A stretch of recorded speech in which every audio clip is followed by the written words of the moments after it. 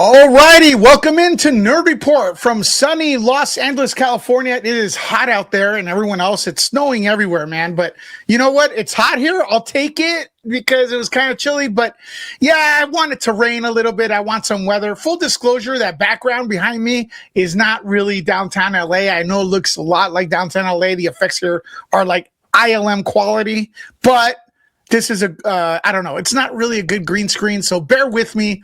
I'm not a ghost. I'm still here.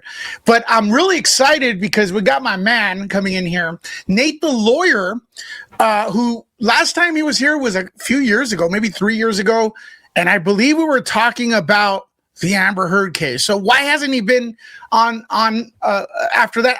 It blows my mind. I guess because I watch his videos, I feel like he's part of Nerd Report all the time. So, but this time I thought, man, let's get him in here to talk about the Renee Good situation in Minneapolis and ICE and stuff like that. Especially since I saw one of his videos really went viral as like even Asmon Gold, who I believe is probably one of the biggest YouTubers, talked about it, his opinions. Now, and I also want to disclose, and I don't know if Nate will agree with me here, this is all opinions. It's not fact. This is all evolving. It's an evolving situation. My perspective of the situation has totally changed since the first video. So there's a lot of moving parts, a lot of misinformation. So please take everything we say kind of with a grain of salt, and also don't bully anyone and do your own research. Think for yourself. Come out with your own conclusion. Like Nate the lawyer. What's up, brother? What's going on, bro? Was that okay what I said there? that is more than okay, because obviously this is all our opinion. We can't predict the future, but we can look at the facts and analyze them honestly. And I think that's what we're trying to do, right? That's the goal here. Right. And for the people who are familiar with you or just lawyers in general, presenting the facts when there's emotion especially in this situation, how difficult is it for you to do that and stuff, just going factual, especially with the last video you presented that was very factual? Yeah, what I get a lot of a lot of times for my audience, I get a lot of right wingers. If I say, if I evaluate a case and the right wingers love it, I'll get a whole ton of right wingers, and then the next case, I get a whole bunch of left wingers if I evaluate it and they happen to like it. But when I go into a case, I don't evaluate it saying, oh, I went the right, I went the left. I just say, okay, what are the facts and evidence here? And this is based on the law as I know it. This is the way it should come out. And I think that's the best way to do it. And most of the time, even in my last video, most of my police shooting videos, I just kind of lay out the facts and the law and say, okay, you make your decision. And then I'll say, well, here's my decision now. This is how I think about it. And we can disagree. And that's the fun part about it, right? Disagreeing, and then we'll see kind of how everything plays out. Yeah, that's very interesting, because I know you got pushback from the last video.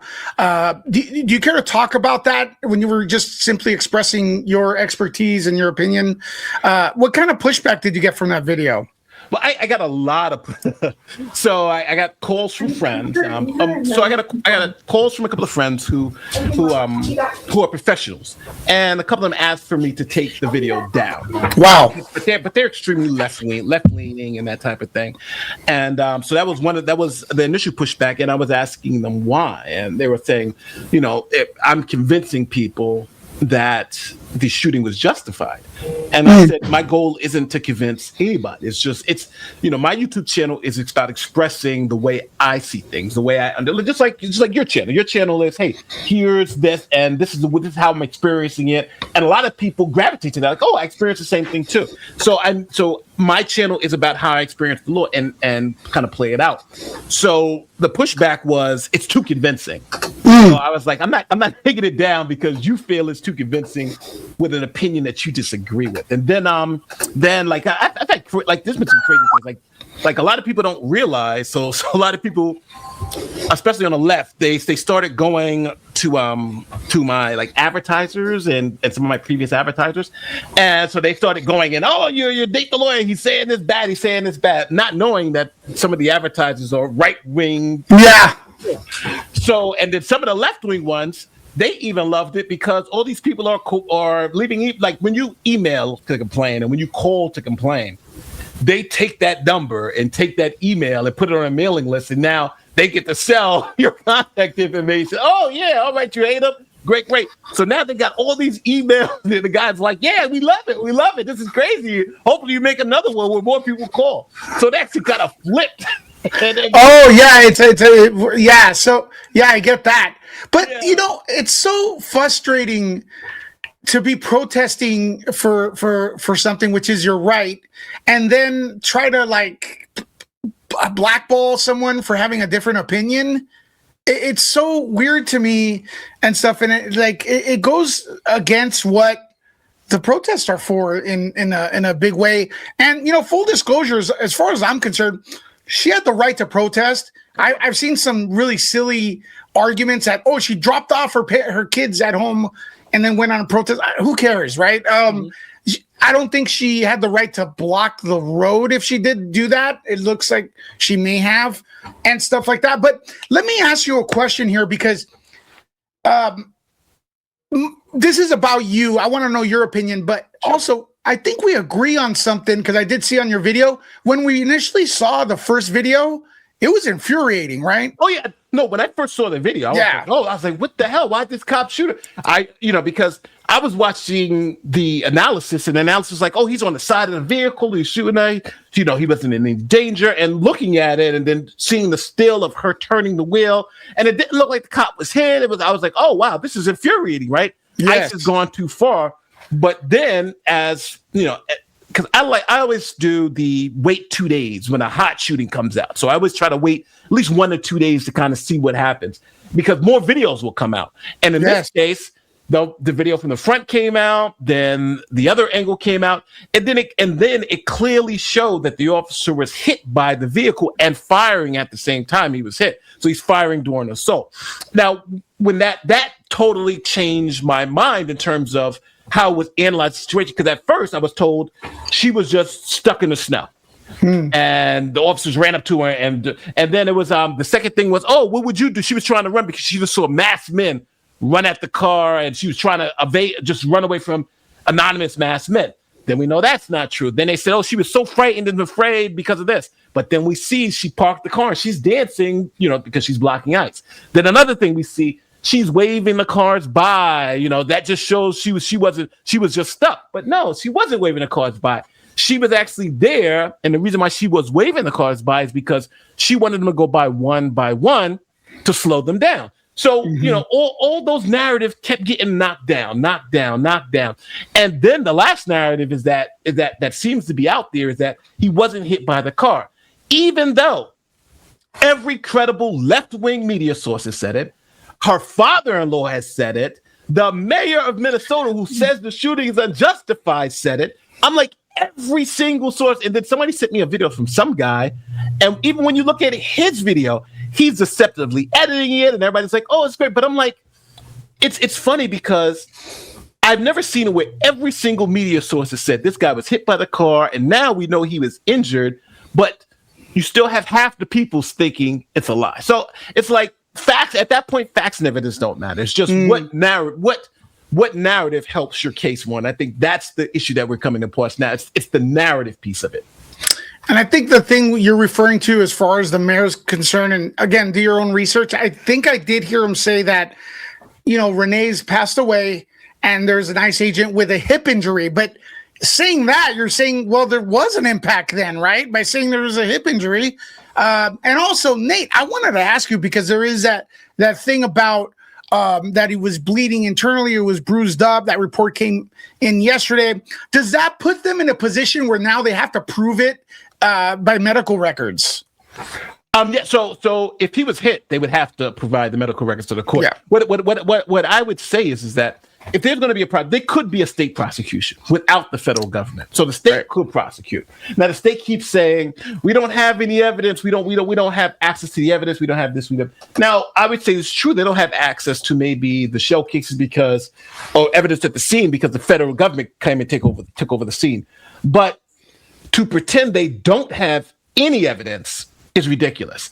They could go out there, because don't forget, this is Minnesota. They can go out there and interview the witnesses. They can go out there and look at all the videos we have. I think they have enough evidence, and I think people don't realize this is not just who can make the best argument. This is proof beyond a reasonable doubt. And I don't think any prosecutor can go in and make the argument that this officer didn't fear for his life when he was in front of that car beyond a reasonable doubt, because it'll be on the prosecutor to prove this was not self-defense beyond a reasonable doubt. Now, I don't know if you saw this angle. Did you see this angle? Yes, I did. That's when they first came, right, and parked. This one is the video that I feel people should be talking about more, because I posted this and people were pissed off at me, but look at where it ends. It ends where you will tell that absolutely. If not absolutely, who has this video? What is this video? And folks, check it out if you haven't seen it. It's on my channel, but this is from across the street. It is clear as day. Perfect angle. Perfect angle, and it ends right when the thing's about to go down. But you know what I think the Trump administration is doing, and I think it's kind of. And now again, this is my conspiracy theory. I don't know this for a fact, right, but this is what I think is happening. If you notice, every time we get a narrative that's put out there, they put out a piece of evidence that overturns it. For instance, right, she was just some scared woman in a car. Here's a piece of evidence that shows that she wasn't. Oh, she was just driving down the street and got stuck in the snow. Then you see the car 4 minutes earlier, her parking in front of the car. Oh, she was trying, the other woman that was walking around a car had nothing to do with it. Now we know she was not only in the car, she was the accomplice to the whole incident. So the fact that he wasn't hit, then you hear the fact that he's in front of the car, and you hear the fact he was hit, and then you see the front angle. So I think they're holding this back specifically. I think they're holding this back specifically because they want people to make the argument, he wasn't hit, then show, boom, here it is, clear as day. Or this could show he wasn't hit, and they're holding it back to obstruct. So I'm assuming if they come out and say we got medical reports, I'm thinking they're holding this back until the point where people are now, he wasn't hit, I'm 100% positive, and then they put this out, and then now those people are made to look like fools. They're made to look like idiots, because it's like, oh, it was clear before, now it's even more clear. And to the people in the chat, we have Nate the lawyer in the house. I will get to some of your questions later. I just want to get all my initial things out of the way. Is her partner an accomplice? Is she, in your opinion, is she liable legally for just saying drive off?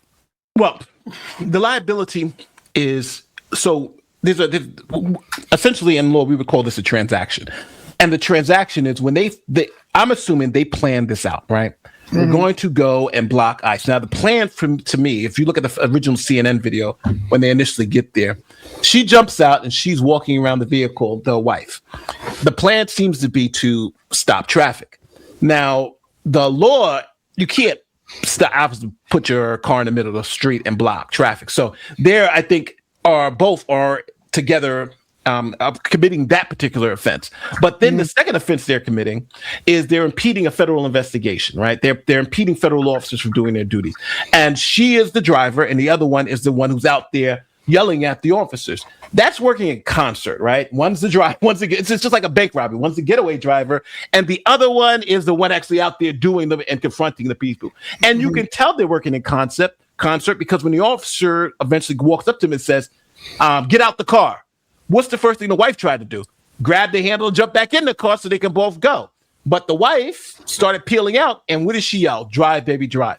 I think you could make an argument that she is an accessory to the crime. And in some states, she would actually, this would be a felony murder case, because in a commission of a felony, which is obstructing government officials doing their job, if they consider that to be a felony and someone dies in the commission of that felony, then that's felony murder. So it's crazy because the wife could be charged with felony murder against a part. And I know the felony murder rule is crazy because it's so bad. The felony murder rule is so bad where, let's say you got a whole bunch of people run into a bank and rob the bank, and I I then go and I'm not in the bank. I'm not in the bank. I helped plan it out, but I'm at home.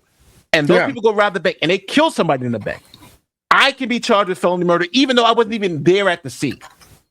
So that's essentially where we're at. So I do think the wife could have some legal jeopardy. Now, will she be charged? Should she be charged? I say absolutely not. Don't. Yeah. Wife. She's already been grieving, man. Yeah. Like, it's over. It's over, right? But if I think if they start playing this out, you can get to the point where you say, all right, we're going to charge her not only as an accessory to her wife's death. Then that I think you got an issue with. I was going to bring this up as well, and let me bring up Jules's post here. Where is the cell phone footage, in your opinion, of the partner or the wife or her friend? I'm not even sure what her role is in her life, but why is that going to be? Are they going to ask for that, or why do you think they're holding it back? I'm not sure. Yeah, I'm not sure. I think I would say this. I think if it was helpful, it would already be out, right? If it was helpful to their cause, it would already be out. But I think there's something in that footage that's not helpful. So that's what I'm assuming. Because don't forget, the wife has a very good vantage point too. Her vantage point was able to see the cop in front of the car. And I think that vantage point may be detrimental to the case. So that's why they're holding it back. So we'll see. Yeah, and don't get our opinions here twisted. I think Nate and I agree what happened to her is super awful. We're not happy about it, but I bring in Nate here because I want to know, exactly, and maybe let you all know what exactly is going to happen if this actually goes to court or goes some sort of trial. And I'm confused about that. What do you think is next? Are the feds going to be prosecuting them or investigating them? Is it going to be local? What's next with the ICE agent? So there are two ways it can go. Number one, the federal the federal government can prosecute him, right? And that prosecution would be for some type of homicide charge. Either you could say he was reckless, so you can have some type of reckless homicide, which would be manslaughter, or you can have like a murder charge, like a second-degree murder or something like that, if you can prove that it was kind of a depraved indifference or something like that. But But the feds have already said they don't have that. The feds are saying they do not have probable cause to prosecute and arrest this guy. Now, what does that mean? They don't believe this is a crime because they believe that he was acting in self-defense, and they don't believe they can prove beyond a reasonable doubt that he was not acting in self-defense based on these facts, which I agree with. I agree. And it's unethical. It is unethical for a prosecutor, because I was a prosecutor, and it's unethical to initiate a prosecution where you don't believe you have probable cause, to initiate an arrest if you don't have probable cause. That's the ethics of that is bad, and it's unlawful anyway. But are you? Oh, sorry. Go ahead. Go ahead. No, I was going to ask you. Are you a former police officer as well? Yes. It was funny because at my department, I used to train the other officers. I would train the other officers how to arrest. So like, I have something like 40 arrests under my name, but that's deceptive because I was a training officer. So like a lot of them are just say somebody, we'd have an arrest, they would have me process the arrest because I was training the new officers on how to process the arrest. And they used to call me, my nickname was Cuffs for a while because I would, so I was good at that particular job for a while. So I do know the process. Right. But go ahead. As far as and I want you to get your point that you just said you were going to start that. Sorry, I interrupted you, but there's a narrative out there about de-escalation and obeying orders, and I think that's a lot of emotion going into the entire situation. Because I do know that, and I'm not even a fan of this, that cops can apprehend you to conduct an investigation. I learned that here in Los Angeles, and they do that all the time, and they are rude, and that has nothing to do with legal standing. They will ask you nicely. Sometimes they'll just start off rude.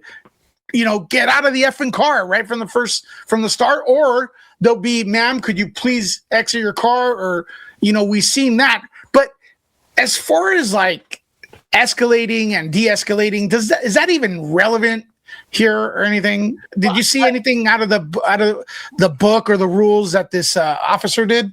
Well, or this ICE agent? There seem to be two questions. Is it relevant? Which I would say it could be, because you have to look at the totality of the circumstances under the law. So you kind of look at everything that happened to kind of see if there was any malice or any intent, right? So you would look at the words being spoken, who spoke them, that type of thing. And then you would look at the policy. And the policy generally is for de-escalation. But a lot of people don't understand. Just because an officer didn't follow the policy doesn't make it automatically illegal. For instance, let's say he had a uniform violation. He was wearing the wrong uniform, right? Or he had the wrong patch on his arm. That's a policy violation. But and then if he goes out and uses force, people say, well, he was in the wrong uniform, so it's murder. That's not the way it works. He could be fired for the policy violation, but that doesn't mean it was criminal in what he did. So it's a red herring, but I think it's a point of nuance that allows people to argue, since he violated a policy, he should be automatically convicted. But the law doesn't work like that. It's a factor you consider, but I think in this case, it's a very minor factor that helps you understand the context of the situation. Did you want to complete your thought before I interrupted you? Or you had asked me about the process about prosecution. So the feds obviously aren't prosecuting. There's no statute of limitations for murder. So when Trump team gets kicked out, if the Democrats come in, they could prosecute if they want. So feds are not prosecuting. Now the state can prosecute, but this is where it becomes very tricky. See, if the states can get a grand jury to say that there's probable cause that this person killed her, then the state prosecutor can charge. We get an indictment. By absolute right, the federal officer can then do what we call removal. Take the case out of state court and take it to federal court. So then the prosecutors are going to have to argue in federal court that the officer to convict the officer. Now in federal court, the officer can file a motion to dismiss based on I forget the name of the kid now. I forget the name of the case, but forgive me. I think it's the In re Nagel. It's okay. And in that particular case, the rule is: was the officer acting under federal authority? Was he acting under the capacity as an ICE officer? And they say yes, he was. He was acting in the capacity of an ICE officer. And then second would be: was he acting reasonable under? In other words, was he lawfully using self-defense in that means? And if the answer to both those questions are yes, then the prosecution automatically ends and he'll be immune. So that's what we're looking at. What is your opinion on the narrative that ICE officers aren't officers? I think that's an ignorance to the law. So it's like saying FBI officers aren't cops. They are cops. So policing is done by jurisdiction. And those jurisdiction is what laws are you enforcing? So, for instance, if you're in a local town, the police or cops in your local town can only enforce the laws in that particular town, right? They can't go to another state and start enforcing their laws. They can only enforce the laws in that town. And then state police can enforce state laws, and then if they go out of that state, they're limited by their jurisdiction. Now, ICE officers are law enforcement officers, but their focus is federal immigration law, both criminal and civil. Now, that doesn't mean they can't arrest someone for doing some other illegal violation, but what that means is that their focus is this particular body of law. So a lot of people would say, like, for instance, obstructing federal officials. Well, that's not really immigration. That's just another federal law. And ICE officers could arrest for that federal law. So that's I think people need to understand that ICE officers are law enforcement officers, just like FBI agents, just like all these other agents, except their focus is in immigration. Do you notice that a lot of people are parroting what like Tim Walz is saying, or for example, or what Trump's saying on the other side? Like I without even watching those two guys, I go on some YouTube channels and there's people for or against what happened. And it's like, where do you come out with these ideas? For example, that ICE agents aren't cops. And then I hear Tim Walz saying the same thing, or that they're not trained. And are they trained? Do you know the capacity of their training? And again, Listen, I'm also gonna full disclosure. I love Nate. I'm not a fan of cops initially. I think cops need to earn my respect first, then, because I've seen a lot of shit here. I'm with LAPD. Okay, over here, they don't have a good reputation. All right, Nate, that's what I'm saying. It's nothing personal, but I can't just like a group. I'm at the point where you have to earn it. And especially if you have a pew and the guy says, "Hey man, stop," I'm stopping. Yeah. You know what I mean? Yeah. That's the thing. But are you finding that there's these weird like narratives and people are just eating it up, propaganda everywhere? Is that frustrating to you as a lawyer having a YouTube channel, hearing all this? It's frustrating. Well, it's two things. It's frustrating in some sense, but it's engagement in another sense, right? Because I was a law professor. I like to teach the law. Yeah. I like to explain. That's why my channel is like it is. I like to kind of unwind the confusion. But I will say this: like when you hear Renee was a domestic terrorist, that's not true, right? She wasn't a domestic terrorist. She believed what she was doing was helping people, right? Now I don't agree with the way she was doing it. I believe blocking traffic, but I think at the time when they say stop and it's time to go under arrest, she should be placed under arrest. And then you have the other side who, no matter what facts are out there, he wasn't hit by the car. Yeah. Well, all these people, even the crazy mayor saying he was hit by the car. But so it's hard because I think people are so entrenched with their ignorance that they don't want to really know the truth. And that's okay. People can have their own opinion, but you can't have your own facts. We can't just make believe that certain things that we see with our own eyes and we hear don't exist. If that I think a lot of the stuff went to garbage when we started to refer to people as like, oh, they're saying their truth, my truth. Well, no, dude, there's the truth and there's no their truth. That's just when someone gets out there and says my truth, I go, oh, that's code word for you're lying. You know what I mean? Am I wrong? How do you get multiple choice truths? What the hell is that? It's a Marvel multi dimension stuff. Nate, do you mind getting just a little deeper? Deeper. A little with the question. Cool. What do you mean? Listen, you don't have to. Are only brown people getting deported? Oh, you know what? It's interesting because I spoke about this yesterday on my stream.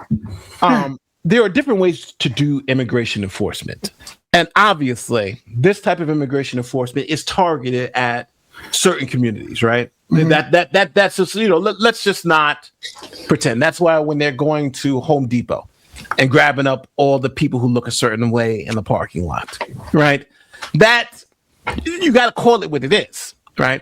But I think what happens is we're having a pendulum swing. When Biden was here, we were complaining that he's letting everybody in, and now Trump is here, and we complain about him kicking everybody out. Think about this: Obama was known as the deporter in chief. People were complaining he was deporting so many people. He deported more people in America than any other president, including Trump. Yeah, but you didn't hear anything about it.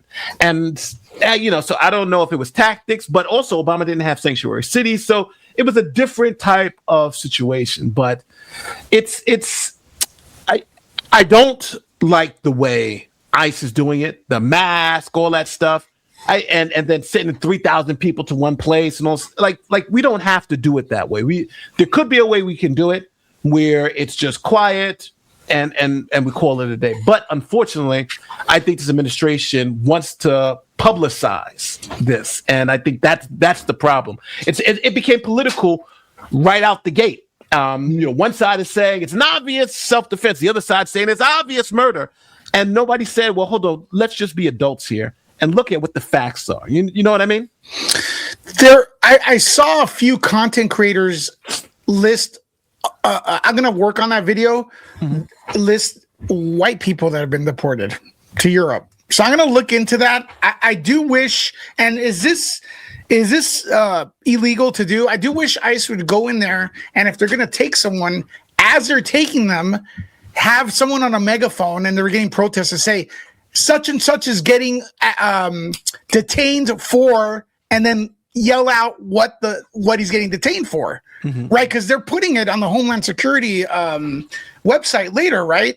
There's people the other day they took a guy out of his house, and now they're saying that he was, they got him on weapon charges, robbery, this and that. I kind of wish they could say that right there and then. Is that something that's possible? You think that would help? Well, they should be. Well, to be honest with you, if police are taking you into custody, they should absolutely be telling you what they're taking you into custody. Right? They should be saying, I'm taking you into custody for this. But police are allowed to make mistakes, right? And if they make mistakes, then the state pays for those mistakes, right? Then I sue you. You seized me illegally. You did this. You did that. So, unfortunately, we live in an imperfect system, and we can't expect perfect results all the time. So there are going to be mistakes. Right. And I'm not saying this to defend anything, but those saying that ICE detains American citizens, I believe the number was 70. It's probably 370 here in LA. Oof. And by the LAPD. They detain people a lot. I've seen them. And they put you in handcuffs, they put you in their car, and they call it detainment. They've even put you in jail for the night.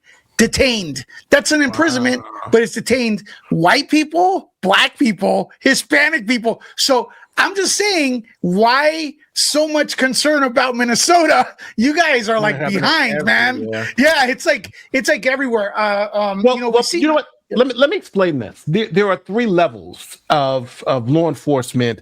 So you have seizures, which are arrests. If I'm arresting, you can't go to the seizure. Yeah. Then you have what's called Terry to stops, or short-term detainments. That's when the police come in, can stop, question, and frisk. You may have heard it, and that's stop, question, and frisk. That's known as detainment. It's a short time. I can ask some questions, try to figure out if a crime happened, and if I can't figure out if a crime happened within a short amount of time, I gotta let you go. And then you just have police interactions where you go up to a cop, ask him a question. And you see a lot of times somebody say, "Am I free to leave?"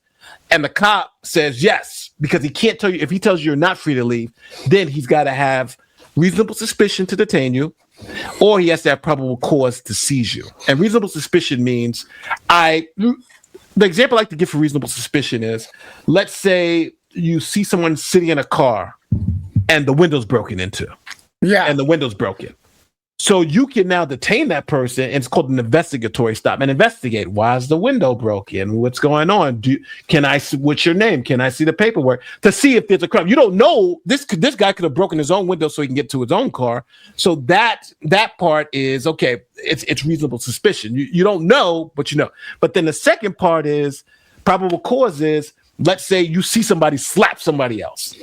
Well, if that happens, if you see somebody slap somebody else, that's assault, and you've witnessed it. You've witnessed the crime, and then you believe the person who slapped the other person is the person who committed that crime. You've seen it, and you have the individual, so that would be probable cause. So it's very different. The key difference is probable cause, you know a crime has been committed, and you believe the person you're arresting committed the crime. And reasonable suspicion, you don't know a crime has been committed, but you believe the person who you're stopping and questioning may be the person associated with that possible criminal activity. I know that's a lot and it may be confusing, but that's essentially. Oh no, my brain blew up. That's why this is being recorded. You guys can watch it on the replay and like freaking analyze it, run it through ChatGPT and shit for later for analysis of your analysis. Let me ask. I want to show you something. If you want to, go for it, bro. Second.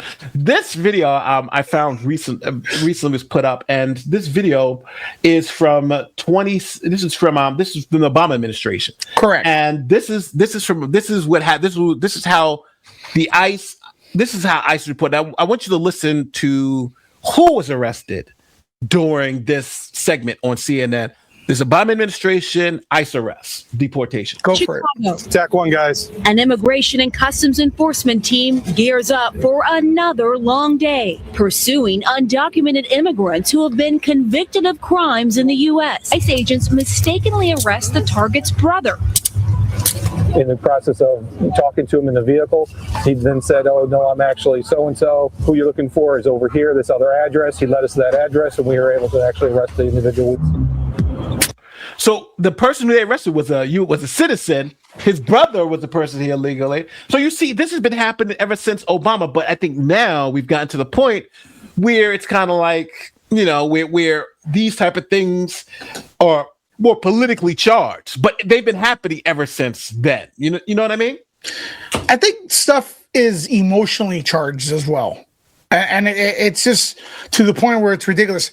I have to stop myself. I have to like make a differentiate myself from like logic and emotion. I look at these protests, man, and it's like they're kind of infuriating. I saw the police chief apologizing to the Latino community because they arrested a gangbanger, and he's doing it for us. And it's like, yeah, we don't like gangbangers in our fucking neighborhood, bro. Like, we don't want criminality in our neighborhood.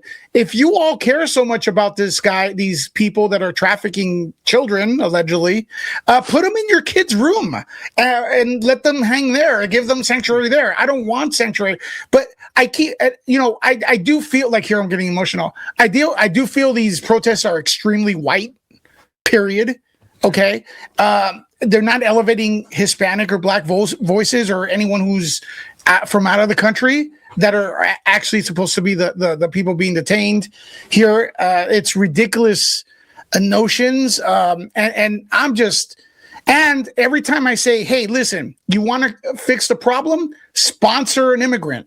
Because that's what you could sponsor people, right, Nate? Am I wrong? Yes. You could sponsor a family and vouch for them, but you won't. They won't, not you, but they won't, because they don't hang around minorities. If you look at all these people that are protesting, they're super white, their friend's super white, and their most diverse friend is an extreme version of white, like paper. So it's like there's no diversity in those protesters. They want nothing to do with the people they're defending, right? But let's keep it real though, because I don't live in a hood anymore, but I do hang out with people from the hood.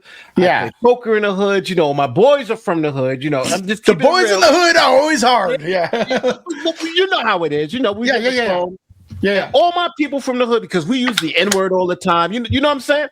And I'm going to say it.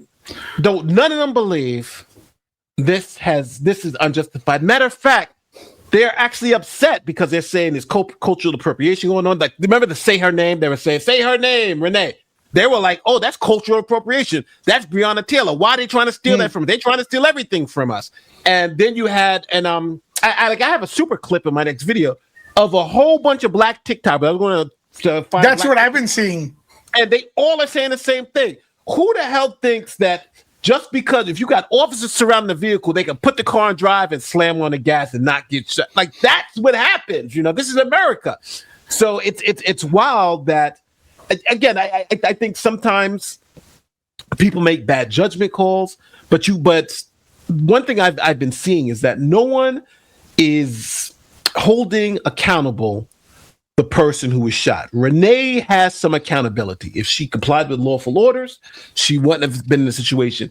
If she didn't try to flee, she wouldn't have been in a situation. If she didn't hit the cop with a 4,000-pound vehicle, she wouldn't be in the situation. Could you say that as a fact, though, or do you think there's another video? I mean, yes, in my opinion, because look, man, I'm going to say my opinion because I have very little allies that will back me up. I'm always going to disclaim it. I'm going to fucking, until some official thing, like, I don't know, that I could report on says it.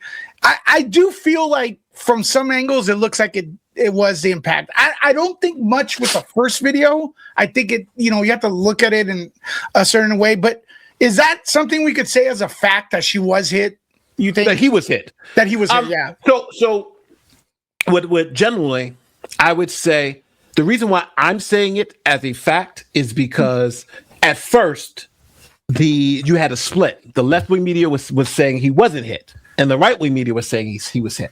Yeah. But now, because I've been following it, I see unanimity. Everybody's saying he was hit. Matter of fact, the mayor at first said he was. You're right. Matter of fact, let me do this.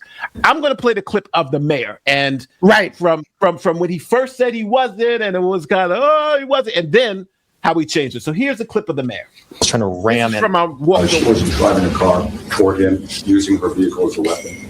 That does not appear to be the case at all. But then 2 days later, the mayor was like, well, actually, she did hit him, but it wasn't a big deal. Watch the video from every single angle. I mean, the ICE agent walked away with a hip injury that he might as well have gotten from closing a refrigerator door with his hips. He was not injured. I've seen worse injuries from doing that. So we go from he wasn't injured to he is injured to, it's gotten to the point where it's kind of like, if it's the case that if it's the case that he's injured or that he was hit by the car, they know what that means for this particular case. It's game over. It's game over. I feel like now that they've shifted, I don't know. I would say this. If MSNBC, CNN, NBC, CBS, everybody, the mayor who says it was unjustified, and all the officials and the hospital reports and the right and left wing, all are saying he was hit, all were saying he's injured. That I don't know what more conclusiveness do we need? Except that we see another video that shows he wasn't hit. Like now you got to prove to me beyond that reasonable doubt that he wasn't hit, because everybody, even CNN's and CNN had analysts on. Everybody's saying he was hit. So I don't know who's not saying. Someone may have testimony of their truth. Yeah, which will be like a completely multiple choice truth. Does it look? I'm concerned. I do feel there's people that are getting way too violent, and it goes against what the United States is about. It's actually a slap in the face. If you really care about immigrants, Nate, and everybody, I'm not, you're not.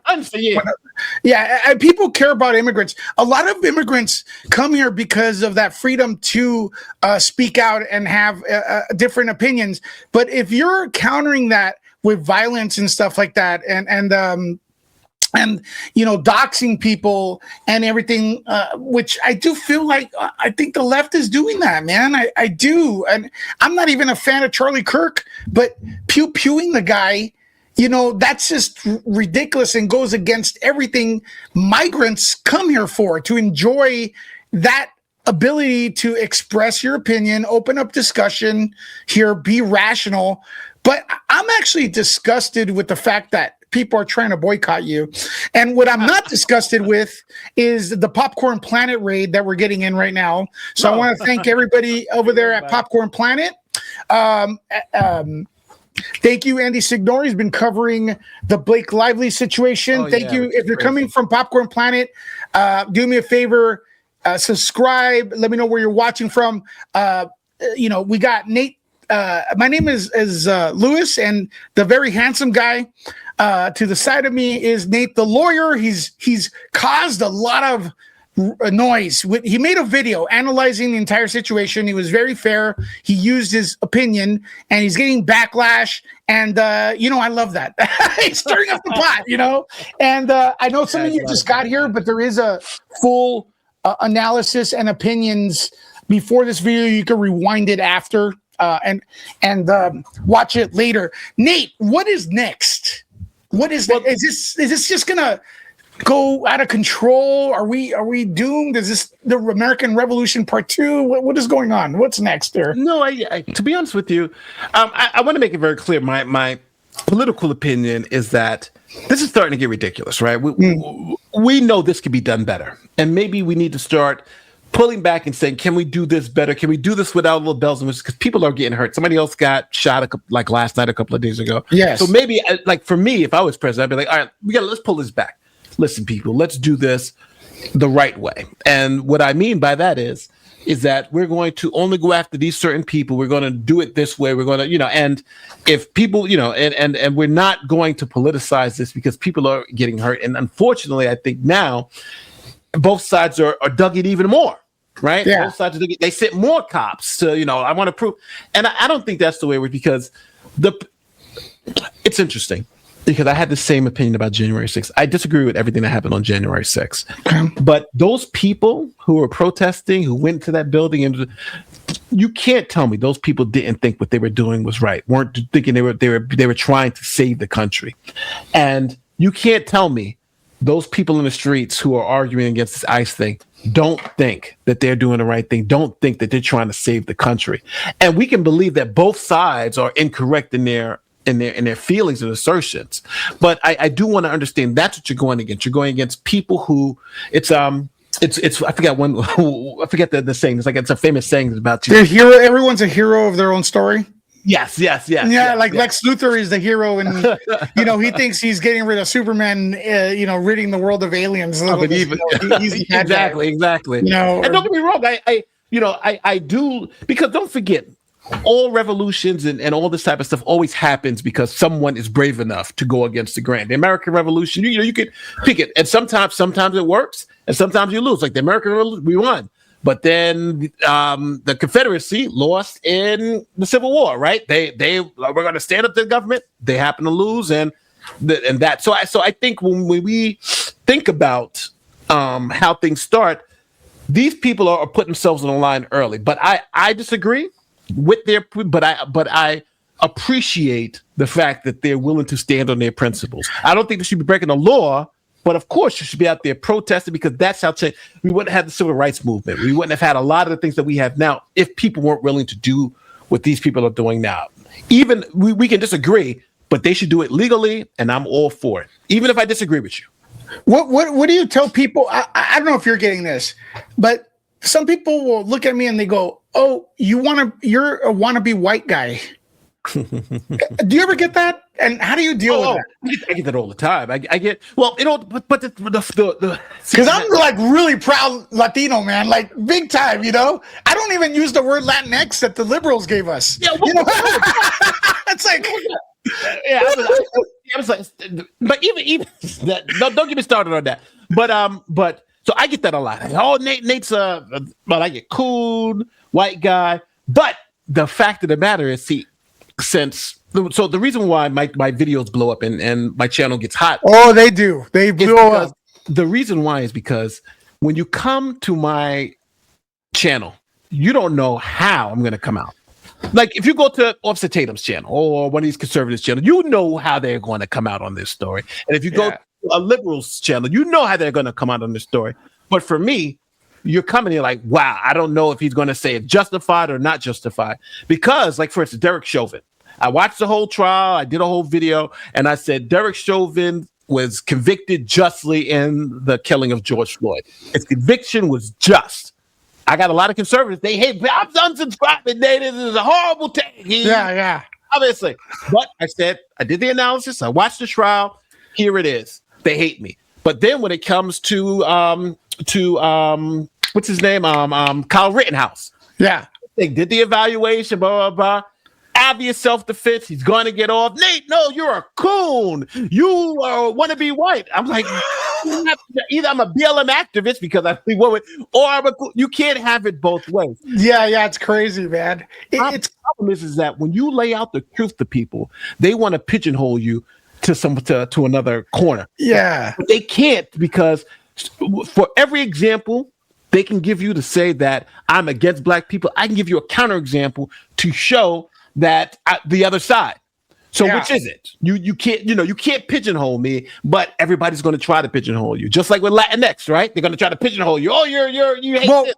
Well, and by the way, folks, thank you for all the comments and everything. I see you guys in there. Get your comments in there. If you want to support the channel, shameless plug, you could send in a super chat, a super sticker, or anything like that. The lights are getting more expensive here. I'm in California. So if you want to support, who's going to be the first super chat? Is it going to be you? Preferably PayPal, because this place takes a chunk.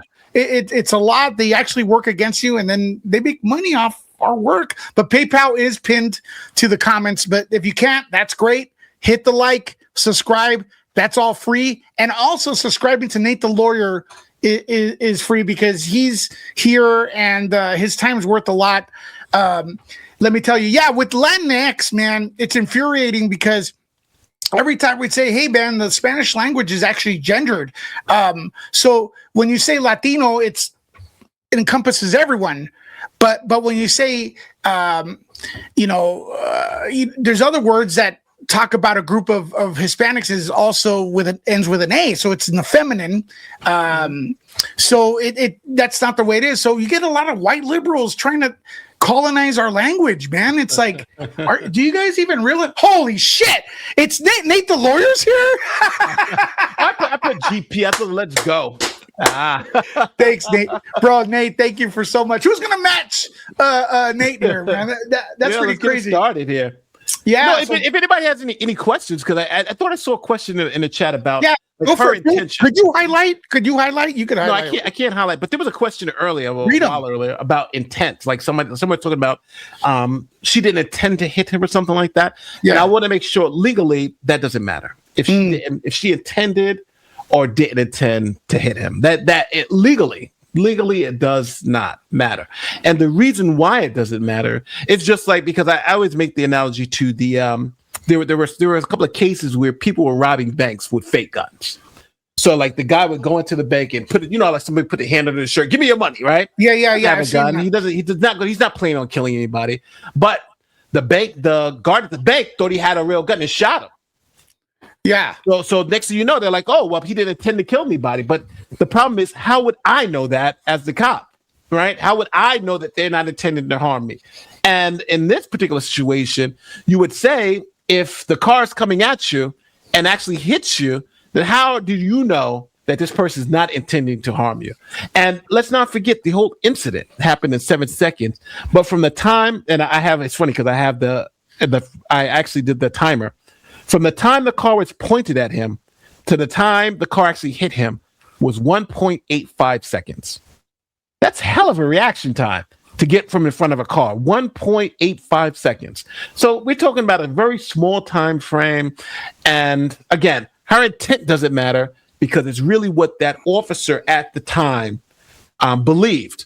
Now, I also want to make another thing that people get wrong, and somebody asked this in the chat. They were saying, about now I forget, I lost my train of thought. There was a second part to it that somebody asked in the chat. I'll see if I can find it. Oh, what was it about? It was about I forgot the point. I'll look for it and find it because there's probably someone's truth, so it doesn't really matter. By the way, Jules is sharing Nate's link and everything. Now, another thing people are not talking about is the fact that there was another ICE agent's arm inside the car. Yes, like that's kind of. I don't know, man. Is that going to be? I mean, I'm not saying I agree or not because I don't want to get my non-sponsors. I don't want to get the sponsors I don't have not sponsoring me.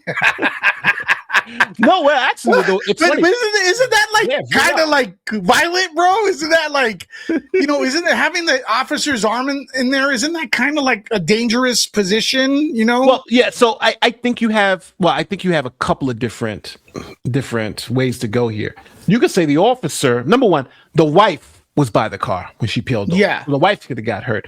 The officer with his hand in the car could have been dragged, and the guy in front of the car could have been hit. So all of that, if you put, and that's why the court specifically says, look at the totality of the circumstances, right? And I think based on any of those particular instances, you can make an argument the officer was justified in that split second to act in a way, because as soon as she put that foot on the gas and the car started moving at that rate of speed, you're putting a lot of people in danger. And right. And I think she has to own that. Like people don't want her to own that, but she has to own. She made the decision to pull off in a high rate of speed with all these people around the car. That was reckless. It was dangerous, and unfortunately, it cost her life. Well, I think we're in the point now where we've been almost an hour on. We're going to probably wind down a little bit. I know Nate has other things to do, but if you guys have any questions, feel free to put them in there. And Nate, if you have anything else you want to add to the conversation, I think, that I forgot or anything, I'm trying to keep a fair and balanced discussion. Again, it's all pretty much opinions here. You all do your own research. We do not encourage any violence. We encourage discussion and everything. And I got people here who are liberal, in the middle, Republican, conservative, and they're all great. You all are welcome as long as you're respectful. And real quick, I want to say thank you to Shelly for that very generous super chat and everything. So Shelly in the chat, hearts for you. So get your questions in there. Nate, I want to also ask you something. How are you doing, man? Because I know you had the situation, a scary situation. I don't know if you want to talk about it, but oh, sure, no. Yeah. So for those of you who don't know, I just recently had brain surgery. So they found a massive tumor in my brain, and it's funny because I shared it on Twitter. But I didn't expect to get 20 million people like sharing my post and responding to it. So it was like a huge amount of love. It was like one of the top stories. Like there were articles done. They were like top stories. People were like, who the hell is this guy, Nate the lawyer? So there were a lot of people who came out and really supported me. So yeah, so they found a massive brain tumor. It's on Twitter. You can see how big it was, like almost the right side. So I had emergency surgery. I had fainted a couple of times, and so they pulled it out, and now I'm going through radiation treatment. Yeah. And so I'm doing a lot of that stuff. They told me it's going to take about a year for me to recover. So that's why, like, even in these videos, I'm like, well, I'm doing this with half a brain. So if I make any mistakes, please forgive me. Oh, well, dude, you know what? I think us YouTubers are in trouble because if you're only using half a fucking brain, like I can't do 1/4 of that. You know what you do over there with a full brain, allegedly. So yeah, no, man. And listen, I talked to you on the phone earlier.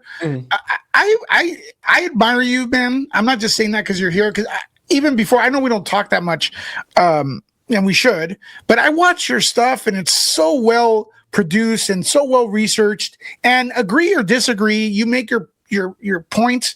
How long does it take you to make one of these? So it's funny if you sort my videos by popular, my most popular video, the 8.1 million views, that took me maybe 40 minutes. But the reason why I thought that was my worst video, I thought that was a bad video, but it was one of those things where you're just trying to put out some content, and I thought it was a funny story, so I said, yeah, I'll just put this out. And so it didn't take that long. But most of my videos, sometimes like the next video, the one about the U.S. soccer, sometimes take me about 1 to 2 weeks. Wow. But that's because if you go through that video, you see I go back, I find articles, I find this, and so the bigger videos generally take me sometimes a week, because you want to make sure you find all the right sources. You want to make sure you get all. Sometimes I'll even reach out to certain sides just to make sure I get all the right stuff. And you see it turns well because there's a lot that goes into the video. And I'm looking to tell the full story. Like a lot of people just look to try to emotionally manipulate, but I'm trying to really give you understanding of what happened. And when you do that, I think people are more appreciative because my goal is to kind of teach you teach you the law through real world examples. And that's what I'm doing. So like, even with this example, more people came out of my video understanding the law, the factors that were going to be looked at, the way the law is going to look at the situation and how to evaluate it as a juror. And I think that, I've taught more people law on this platform than any law professor has ever done. You know what I'm saying? And I think that's meaningful because the law and knowledge gives people power. And I think the knowledge about the law gives you even more power. And I think that's what I'm trying to do. I'm trying to empower people with the law. It's funny. And also, if you disagree with, like, for example, your last video, the one with Renee Good, there is a possibility it may go the way you're saying here. So if you're like rah, like they're going to arrest the ICE agent, he's going to burn this and that, watching this kind of video puts you in reality check and saves you from massive disappointment, in the future too. So if you watch different opinions and stuff, you get a different perspective. You may find out that like, hey man, maybe it's not clear cut, and then you won't get your heart broken if you're very passionate about this case. Now, I have seen a lot of this, what Jules is saying about tasers. Yes. Okay. Well, number one, generally you don't use a taser with somebody in the vehicle because they can lose control of the vehicle, just like you definitely don't shoot. So like say the guy going up to the car's in drive, if he uses a taser and tases that woman, the car goes out of control, then he's got a problem because then you gotta like, hold on, you tase somebody, they're in a car that's going to, that lose control. That's number one. So tasers in that situation probably would not be. For the officer in front of the vehicle, his shots, he had 1.8 seconds to respond, and he shot while the car was hitting him. So the vehicle assault was happening during the shooting. That's what, again, CNN has done the breakdown. A whole bunch of people have done the breakdown, and you can actually hear the first shot is actually muffled, and you can hear the second two shots happen after he's hit. So in that situation, no court is going to say while you're being assaulted, you can't shoot to stop the threat. And that's what happened. Now, you'll hear a lot of people saying, well, shooting the car doesn't really stop the car because it's going to continue to go. But he's not shooting the car he's shooting the car to stop the threat against him. Again, boom, boom, boom, and then the car keeps going. That's what happened. It's unfortunately, it's a quick, they call it, usually in football, they call it a bang, bang play. And that's exactly what you had. You had a bang bang play. Both just misjudged the moment, but unfortunately, it just happened. Now, I will say this personally, I cannot do what he did. I would have probably just gotten running over. I mean, that's just it's because my heart. I can't. I'm not trained for that, and I just can't. Like it's tragic, man. It's really is. It's a difficult decision. To do that. But I think you bringing that perspective is eye-opener, and it's something that needs to be looked at, and I've seen other lawyers go the opposite way as well. So what is she saying? But Nate, isn't the same reason for shooting a bullet? Yes, that's what I'm saying. Yeah. So the difference between the bullet shot and the taser. So in the officer that went up to the window, because the officer in front of the car can't use a taser, right? I mean, can't use a taser. There's glass between them, and taser has to make contact. So let's say the guy going into the open window, if he used a taser, that would be not reasonable in that case. But now the guy in front of the car with the gun pointed at him, when the car comes toward him, he's using it in the last moment in necessity. So there's a difference between planning to use a taser to stop the car versus using the gun because it's a last second move, right? It's like I have no other choice in that moment but to repel this particular assault against me. And again, he was shooting as the assault happened. A taser wouldn't have helped the guy in front of the car, unfortunately. Plus, I also heard tasers just bounce off the window. Yeah. Tasers don't work in front of the car. The officer on the side of the car may have used a taser, but I think that would have violated and that would have been a worse. He probably would have been arrested for that because that makes sense. And then, real quick, as we wind it down, another thing I want to say, guys, I think Nate and I should do some movie reviews once in a while. He's expressed you even did that a few years ago. We should talk about pop culture and stuff like that. Is that something you're interested in? Hit that one if you want to see that. All right, reviewing movies, having some fun, calling out Hollywood. Do you want to see my first ever video was actually a movie review? Yeah, I want to see that. I could, but no, I shouldn't even show this because people are going to use it again. Oh, we are gonna use it again. Is it right here? No, I'm gonna pull it up right now. It's my first video on the channel. Yeah. Oh my God, I'm gonna embarrass myself, but I'm gonna do it. Nah. Yeah, I'm gonna do it. Yeah, I'll show you my first ever video on YouTube was actually a movie review, but I gotta go to this other channel. Hold on. We love movies. It's just that space is so like clogged up. It's like it's fun though. It's fun. So I enjoy it. I can't wait to see. Is it a baby? Is it a baby Nate? Baby Nate or what? You're a baby in it? No. I'm just pulling. I just gotta pull it up. I gotta log out of my main channel and then log into this channel. That's the only. Oh, here it is. Yeah. How old were you here? I mean, how long ago was it? 6-7 years ago. Nobody's ever seen this video. Nobody. Nerd Report exclusive. Nate the Lawyer's very first video. Nobody's ever seen this video. This would be the first time anybody's ever seen this video outside of me because I did it, but I never put it up. And then I was like, I'll just do some other stuff. Now, special report. Protesters have uncovered Nate the Lawyer's very first video. Now, don't laugh. Don't laugh. I'm not going to laugh in front of you. I promise. You're not going to laugh in front of me. You're not going to laugh. All right, hold on. All right, where is it? All right. Who's ready? Hit that one. Tell me if you're ready. I'm going to share it. I'm ready. Share it. It is. I'm sharing my first video. Let's go. Please do not think any less of me. All right, here we go. Put it up. Let's do it. It doesn't want to add. Before presenting. It is. It's there. Yeah, but before presenting the screen, remove. What have to remove? You got to remove the other one. All right, stop screen. Okay. All right, here we go.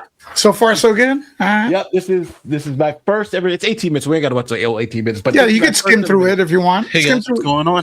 My name is Nate. Welcome to another edition of Harlem Comics. I don't know when I'm going to put the things. Holy shit, you are from the hood. God dang. Hey, if anybody thought Nate wasn't black, check out this fucking video, all right? So holy shit, I love this, bro. It's going to have some serious side effects. So I'm breaking down Logan. It's adamantium poisoning. It's just caught up with him eventually. Yeah. So he's dying from adamantium poisoning eventually, and eventually he's going to die. So, he knows that. You even see some parts. It's so cringeworthy to watch like your old videos, you know what I'm saying? Because it's like, wow, that's me before I had all the, the good camera and everything. I'm just sitting here talking trash. And, So Wolverine, I hate my own voice, by the way. I hate watching my own videos. And now it's kind of me too. And the audio's bad and everything. It's so crazy. You know what? Pull this down. I'll show you my second video. You know what? By the way, I love that movie. I love Logan. I loved it too. Yeah. We came out. I went to a screening that was early with the press, and we all came out of it. Like everybody just went outside in the lobby like this. Yeah, that was like this, and I go, good movie. And I go, what do you think? And they're like, oh my God, it was so good. Everybody was like, so good. And one guy goes, well, I think that, and everybody looked at him and goes, shut up. I'm going to, this is my second, well, this is the second video I did on the channel. And again, all of these are like movie reviews because I was a movie guy. And that's kind of what I wanted to come into YouTube. Yeah, channel. It's fun, bro. We could still do it. Was the name Nate? What was the name of the channel? Nat Bro. So that was the name of my channel. Nat Bro. Natbro. Okay. Okay, Star-Lord. Right, fans. Marvel. I got police outside. Listen, we're doing trailer reaction. Dude, you look like DJ Carl Cox. You know who that is? DJ, do you know what the Carl Cox is? No, yeah, DJ Carl Cox. Look him up. He's badass DJ, bro. One of the best. You look thinner than him, but no, this is great. This isn't bad. Avengers Infinity Wars. This is what I've been waiting. I saw the fuzzy trailer online, so this is gonna be good. So exciting. Here we go. Marvel Infinity Wars. Trailer reaction. All right. like now it's so cringy though. Now it's so cringy. At least I got better background sound.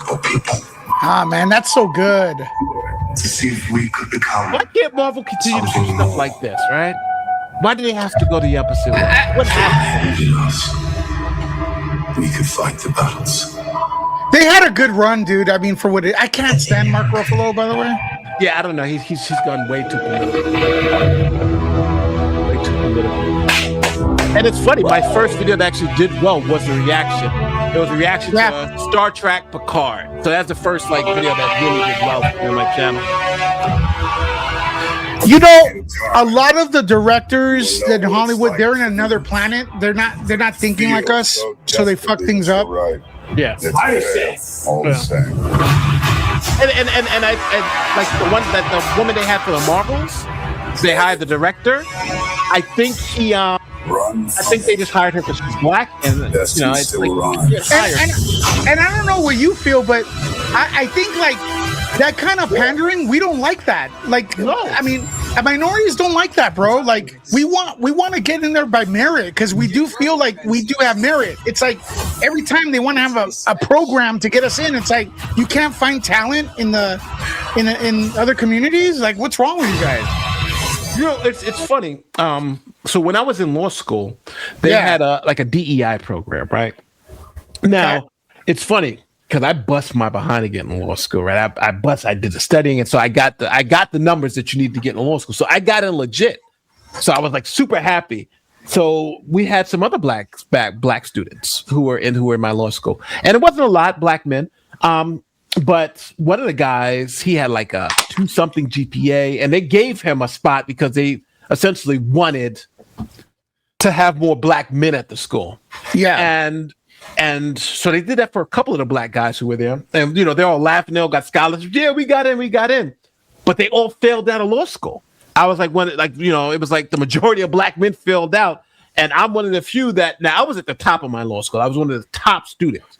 Yeah. All these black guys failed out. And the reason why they failed out is because they allowed them to come in without the requisite qualifications to succeed in law school. They were just looking for this. They weren't looking for this. And the problem is that when you don't look for this, and they were like, oh, we can't find black men who fit that criteria. I said, because you're not looking in the right place. You know what I mean? Yep. So it just is what it is. Well, also, like, I can't, it's not a secret. I can't stand Disney. I can't stand the way they operate. I got some stories we could share on videos where, like, they separate the press by race. It's really, really ridiculous. And they give you only content. Like, they literally separate, like, the Hispanic content creators will get only Hispanic actors. The black content creators will only get black. But the white will get everybody, like, to interview the entire cast. And, like, you could do whatever you want because ultimately it's your private, it's a private company. But don't come out with preaching woke crap to me either. You know what I mean? It's very hypocritical. I'm gonna call you out on it and everything. Now, we talked about this earlier. Stranger Things has a moment where I guess one of the characters comes out as LGBTQ+, which I have no problem with at all. But I heard that the entire show was surrounded by garbage storytelling. And they're like, oh, no, if you don't like it, you must be a bigot. Well, guess what? Stranger Things is a bootleg version of It, Stephen King's It. It's bootleg. It's like a cheap copy of it. There's a redhead. There's, You'll Float 2. There's everything, kind of like, and they also have a character that comes out as being gay. As a matter of fact, It Chapter 2 opens up with two guys kissing. The reason people don't talk about that there, though, is because it's well done. It's a well-written movie, right? Yeah. And I think these companies, they pander and they hide behind they use minorities as pawns and they don't really care about us, bro. So I mean, well, you know what? I agree with you 1,000%. But you know what? It's crazy because I would say this: if you hire a black person just because they're black, you're setting them up for failure. Because when they fail, you're going to say they failed because they're black. If you hire a person because of the qualifications, they're good. If they fail, it's not because of what they are. Right, it's because of who they are, and that I think is the difference. It's like I'd rather be hired for who I am, not what I am. And when Disney and them try to do that, like I see a lot of times, they'll put somebody. It's like with the Marvels, for instance, the first black female to have a movie, but this is her first superhero movie. She doesn't know about the content, and now it fails. And then now what other black woman is going to be, they're going to now it's like, oh, well, black women can't direct this type. No, you just hurt the genre, right? Instead of having somebody competent do it, then now you can say, and then you can even build her up, have her assist on a couple of the movies first, have her move her way up. Like, no matter what anybody says about Kathleen Kennedy, I hate what she's done with Star Wars. I think it's a total disaster. But no one says that she wasn't qualified. Because she was on set with George Lucas when he was filming all that shit. You understand? She moved up. She came through the ranks. So ain't nobody. She whatever she's done has been garbage. But she was qualified, and that's what I want to say. Because she wasn't hired because she was a white woman. She was hired because she was qualified. I actually have. We could talk about Star Wars for another 25 hours, honestly. But I actually blame George Lucas for a lot of its failures. And if you look, Nate, he was married to Marcia Lucas, and he was surrounded by a lot of other people that helped him with the original trilogy that he got rid of and then put a lot of yes people around them. You should read up of what Marcia Lucas thought of episode 1. She cried after seeing it. She thought it was garbage, and it was. She was responsible for editing everything and everything, and she's the only one that won an Academy Award for a Star Wars movie in 77 for editing. She's the one that brought the romance and the passion to the films. For example, the ending of Indiana Jones with Miriam and Harrison and Indiana Jones, with the story. Lucas wasn't even going to include a conclusion to their relationship, but he's like, "Hey, man, you gotta," because he doesn't think he's a nerd. He's stiff, and if you look at the prequels, they're stiff. And here's the controversial one that no one talks about. He knew exactly who Kathleen Kennedy was. He hired her. He put her in there right before the transition. So a lot of the narrative is that Kathleen Kennedy betrayed George Lucas. Is like, well, George Lucas knew exactly who Kathleen Kennedy was. He put her as president right before the transition happened, with Disney, and instilled her there, I think, to remain with power. And it's like, why would he be shocked at what she does? He knows her. It's like if I invite you to the show and I go, Nate the lawyer's on, and then you come on, and I'm like, man, you're acting like Nate the lawyer. But it's like, yeah, I want Nate the lawyer on to be Nate the lawyer. That's who he is. But I do want to about Kathleen Kennedy. Yeah, the best Star Wars movie from this last. Well, I think my top 3 Star Wars movie: Empire Strikes Back. You got it's. I don't know if you get better Star Wars than Empire Strikes Back. The first one, the original, New Hope. That's number 2. If I'm just picking them, you're good. And my third favorite Star Wars movie. People are gonna probably hate me and say Nature or Maniac. I loved Rogue One. Rogue One was a fantastic movie in itself. Now, for all the rest of the stuff, no, it's just and then Return of the Jedi, all the prequels and stuff. My God, though, Nate, listen, man. Return of the Jedi is better than Rogue One, even with all the goofiness. Yeah, bro, it's got the Emperor. It's got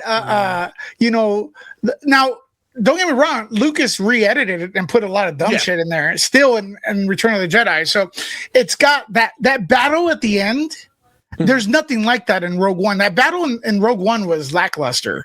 And a lot of it had to do also with they didn't really use John Williams' theme. They used this boring theme, and that was distracting. But Rogue One's good. Don't get me wrong. It is a good movie. I would say, what's the best movie of the new movies? Of the Kathleen Kennedy movies, what's the best one? Rogue One. But I will say, but you said the prequel's better than Rogue One. Yeah. Which prequel? All of them? Maybe Revenge of the Sith. All right. You know what? I'll give you that. You may be right. Rogue One's better than the prequels. I would say so at least Rogue One's in your top 4. But the problem I'm having is like the best Star Wars movie with Disney is you're gonna cringe. Is The Force Awakens if it wasn't attached to the other garbage? Because it's a good setup. It's a good fucking setup, man. All right. Agree. The Force Awakens, but it's attached to that other garbage. It's a great launching pad, and then Rogue One came out right behind it, so they were off to the races. Yeah. I was in heaven. But I gotta say this: Rogue One. I mean, not Rogue One. The Force Awakens. The reason why I enjoyed it, when sitting in a movie theater, I'm going to say I enjoyed it. I watched every minute of it. I clapped at the end, everything. But let's not pretend. First, your camera went out. Second, can you hear me? Yeah, I can hear you. But first, let's not pretend. That was literally Kathleen Kennedy's taking out her brain and saying, we're just going to do A New Hope again. That was just A New Hope recast. It was a Death Star. They did the exact same thing because that's what they expected we wanted. It's like, Yeah, but it was nothing different. What people are rewriting history, the prequels ruined everything. It was so different that we needed something familiar. They could have done so much, man, and I thought they were going to do it. It was right there. They introduced a new cast that was so likable. Finn, Poe, Rey. I'm sorry, Kylo Ren being seduced by the dark side, by the good side, because that was the narrative. If you remember that film, it was the opposite. He is a bad guy. Now he's fighting to get rid of these good tendencies. He's even talking to the corpse of Vader for inspiration to stay dark. It's all set up there. You got Finn, who freaking took out a lightsaber. Yeah. And when Maz Kanata goes because Finn's like, oh, we're being overrun by stormtroopers, and they're like, I have no weapons, and she looks at him and goes, yes, you do. points at the lightsaber, and then he goes, watch that scene again. I jumped 90 feet up in the air at the Chinese theater when I first saw that. Because to me, anyone could be a Jedi. I don't like the fact that you have to be related to someone. It's like being a samurai. If you discipline yourself, you could do it, right? Yeah. You know, but I loved that. I loved Rey. She was one of us, kind of like by the AT-AT. I loved all that. But when the second one, man, it's not even the woke shit. It's the casino planet. It's just boring. They went off the deep end with the sticker one. But I gotta say, you really, really I'm just really think about the New Hope. Not the New Hope. The Force Awakens. The Force Awakens. Yeah. She's from essentially the same exact planet as Luke. It's like the only problem with that movie was just too similar to they really couldn't think of a different way. The way the characters were introduced, it was so in line with the last one. And I understand they want to be familiar, but I thought it was just too much. And I think after that, it was like we got to do something new. And you saw what they came out with, Return. And I'll say this: if they after Rogue One, whatever movie they put out, I was going to go watch in the movie theater after Rogue One, because remember it was The Force Awakens and then Rogue One, and after Rogue One I would have watched any movie they put out. Then they put out the Return of Skywalker or whatever, and what? that was the Rise of Skywalker. The Rise of Skywalker, and that was just a disaster. It's so bad. I could barely finish the movie. I can't finish any of it. I can't watch. And I still say this: The Force Awakens was the best made one of all of them, and I can't watch it anymore because I know it's a garbage. It's like you go to an awesome restaurant and they serve, they give you the salad first, and you're like, "This is the best salad I ever had." Then an appetizer, you're like, "This is the best appetizer," and then the main course comes in before dessert, and it's a good plate of food with bird crap on the side of it. And it's like, you just ruined the entire day for me, dude. Neo, what's up? We got Neo in the house. The majority of the problem with The Force Awakens is you can't have the hero beat the villain in the first movie. And you think, okay, so what he's saying, and thanks for the super chat. And see, dude, hey, we just spawned our entertainment news channel, bro, without even all right, we even got I disagree with that, because that's exactly what happened in the original Star Wars. The good guys won, right? The good guys won. They blew up the Death Star in the first movie. Yeah. Well, then the second movie was the turn where the bad guys won. So right. Imagine if the Rise of Skywalker let Rey go with Kylo Ren. Like, remember, he goes, "I need your help," and then and then Luke looks up as Kylo Ren leaves with Rey in the ship, and that's how it ends. And you're oh my God, she's gonna turn fucking. It's still kind of like the Return of the Jedi. I mean, The Empire Strikes Back, but you're like, oh my God, Rey's gonna turn evil, And it was just right there, man.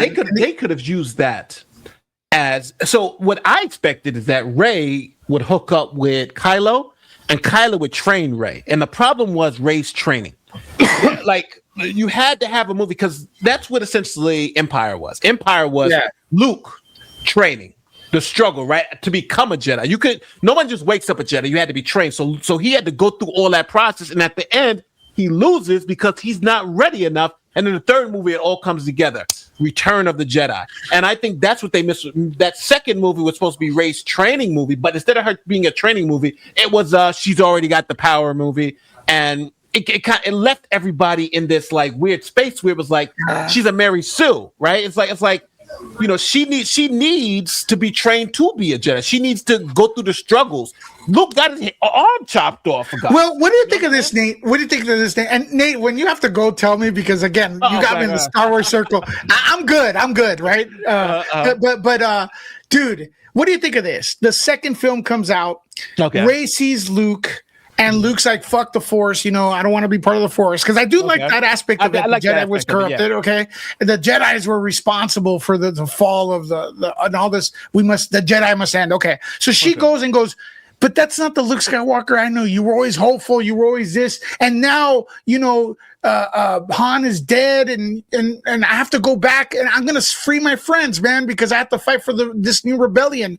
So she leaves and then she gets her ass kicked by Kylo Ren. Like, she's fucked up. Yeah. And then she goes back to Luke somehow, or Luke picks her up or somehow. And then she looks at him just like Karate Kid. Yep. And goes, you see how serious it is? Now will you train me? And then Luke looks at her just like Mr. Miyagi and goes, and then now they're fucking training montage. Training montage. Through the fucking movie, dude. And then they meet. Kylo Ren's doing some bad shit.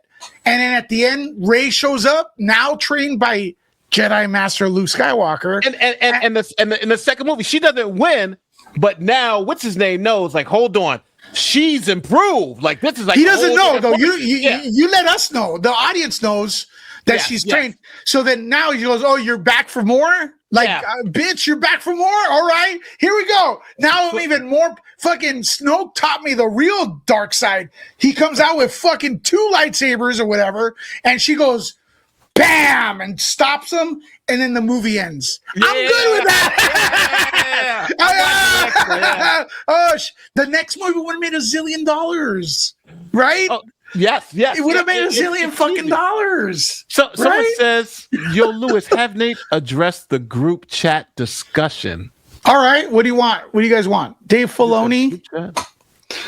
What is the group chat? Be in charge of Lucasfilm. That's true. They are going to be, and I can't wait to see Mandalorian Grogu. I'm going to go watch that for sure. I'm going to go watch it, but I don't care.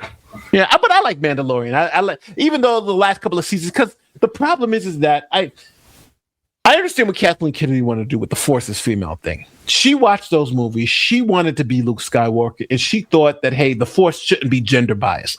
I bought into Rey. I was okay with Rey. I didn't care that Rey was a woman. It's kind of like Ripley from Alien, right? I watched that movie. I didn't care she was a woman. I just cared, for the thing. But I think she made too much of an emphasis on her being a woman and being strong versus she had to show that she was vulnerable. Like we just been saying, she loses to Kylo Ren badly. And then when she loses, she trains. And the next time you see, okay, now this is a different story. I'm not the girl or the woman. I left here a girl. I came back a woman with a lightsaber. And like you're saying, zoom, pause. Look, next movie. Look, I've hung around Star Wars fans for a very fucking long time. Since 1999, we lined up in front of the Chinese theater with a group called LiningUp.net. We raised a ton of money for the Starbright Children's Foundation, and it was mostly guys there. But we wanted women to come in. We did a lot, not because we wanted to hook up with them, but because we wanted women to be into what we were into. Because what they're trying to rewrite history. Star Wars is mostly guys that like it. Yeah. And every time we tell a girl, hey, we like Star Wars, they fucking roll their eyes. You like Star Wars? Yeah. And now they're trying to go the other way. Guys that like Star Wars, as far as I know, they've never wanted to be gatekeepers. As a matter of fact, we wanted girls to come in and enjoy the shit we liked, but they weren't around. What is it? It says, okay. Oh, so 18 USC section 111, where the law enforcement officers have the right to make lawful commands that you get out of the car. Okay, just so we all understand. Yes, ICE officers being blocked from going down the streets intentionally can make a lawful command to say you're under arrest. That is a lawful command. Get out the car. You're under arrest. To an American citizen. And they could say because you're impeding federal law enforcement operations, right? And their probable cause would be the crime that's been the facts that led them to that. The crime is being committed. She's actively blocking the road, and she's waving ICE vehicles around to slow them down.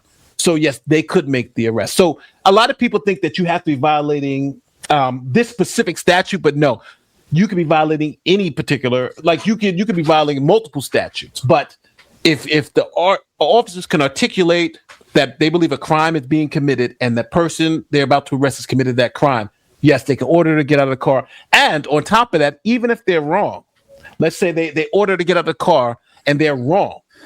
She at that time cannot then resist, because resisting arrest is also a crime. Like in New York, for instance, even if the cops are wrong in arresting you, if they're mistaken, they caught the wrong person, and you start fighting back on the cops, you get charged with resisting arrest, even though it wasn't you. So that's why they usually say comply, because if it's not you, then what you do, you know what you do? You get a lawyer like me, and then we sue because they detained you illegally and see if we can get some money from that. Generally what you do. But yes, she was lawfully given commands and she was lawfully placed under arrest. As soon as they said, get out the car, that's a command, and she should have gotten out the car. And I personally, I don't like that, because I've seen it abused here in LA. But I understand the guy has a pew pew, and he has authority, and you could take it up with the law later. And if you're wondering how it's related to this entire thing with the protest, Star Wars, they're playing The Empire Strikes Back when the ICE agents come out. Have you seen that? When the ICE agents come out there, the Imperial March. Yeah. But don't get me wrong. The ICE stuff it's unbelievably bad what's going on. But I will say this though, if you're here illegally, you had it great under the Biden administration. You got it bad under Trump, but you're taking a chance, right? You're taking a chance, and you're hoping the next is a Democrat because things will change back. But again, it's sad, and I want to make it very clear. Neither me nor Lewis believe this woman should have been killed. No, we don't believe this officer should have been hit by the car. We like neither one of us believe that. But what we do understand is that this was a tragic accident, and sometimes with tragedies, it's no one's fault. It's just a bad situation. I think in this particular case, it's really no one's fault. Both people judged the situation incorrectly. She judged it incorrectly when she hit the gas, and I think unfortunately he responded to that with deadly physical force, but the law is going to protect them, and that's just what it is. And that's what we're expressing today, and everything, because I know there's a lot of people that are going to think one way, and then they're going to be like, hey, what the F happened? I was almost 100% sure because I saw some AI video that told me something else.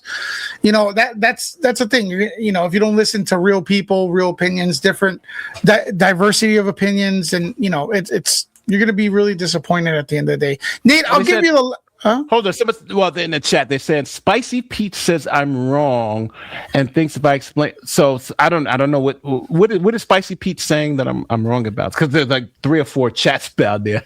So I'm like, all right, tell me what I'm wrong about. If you can just type it in, I'll respond. Oh, here it is. Renee had previously moved her vehicle slightly back and forced to intimidate the officers around her vehicle. It's on camera, and that's Megan responded to. I'm trying to find out what Spicy Pete should say. There's people who commit suicide, who commit simple assault, and there's people who physically touch the victim. I don't. Well, Spicy, if you can swipe it quickly before we get out. Oh, she's talking about 8 USC 111. No, Spicy, if you're impeding federal law enforcement officers, you can arrest somebody, and that particular thing may require assault. But if federal law enforcement is going to arrest somebody and you try to stop their arrest by just putting out your hands and blocking them, they can arrest you for impeding federal law enforcement authority. So yes, that statute may require an assault. And I'll also even throw this at you. They hadn't arrested her, but they tried to arrest her, but the assault occurred when she hit him with the car. That's vehicular assault. So Spicy Peach, there was an assault that occurred, right? She hit him with the car. That's vehicular assault in any context. So if you're saying 8 USC 11 requires an assault, there was an assault. And of course, in case you're new to this, I know we've been kind of all over the place. We wanted to relax a little bit and cool the temperature with the movie talk. But we'll do that later. But if you just came in the middle of the show, and we've been on for an hour and a half, and I appreciate you, Nate. You can rewind it. I'm gonna keep this up. I'm not gonna privatize it and everything. I may chop it up and put the highlights up and everything, if you don't mind, Nate. And and I take the Star Wars discussion and put that separate, because that'd be great. Like seeing the old video. Oh yeah. And I do want to bring you back for other things. I do have insight and on Marvel storylines and everything like that. I'll give you the last word, and then we're gonna shut off Nerd Report for today. I appreciate you all. Remember, I do have standalone videos that are not getting any love due to the algorithm, but I'm sure you all are gonna click on those. And Nate, you want to tell last word, man, before we go today? Hey, listen, don't forget, subscribe to this channel. I'm telling you guys, it's great content. I will definitely be back because I love talking movies. As you see, my first videos are done. So, matter of fact, this is the only place where you can see my first videos on this channel, which is crazy. But I'm someone I'm a big nerd. I've always been a big nerd. Yeah. And I love talking about this stuff. And hopefully we can do more of these and we can just talk like the new movies that are coming out. I would love to discuss them and figure out, if we disagree, if we love them or not. So please, this is gonna be fun. And I'm so glad you invited me on. Thank you so much for having me. I really, really appreciate, and I had a great time. Thank you so much. Yeah, and absolutely, folks, if you have a chance, check out his video, the new ICE agent point of view, a full legal breakdown. Check out that video. It's going viral. A lot of big time content creators have referred to it. It's controversial. I don't know why, but whatever. And check that out. This has been Nerd Report. Love you all. Bye-bye. That was great, bro. Thanks.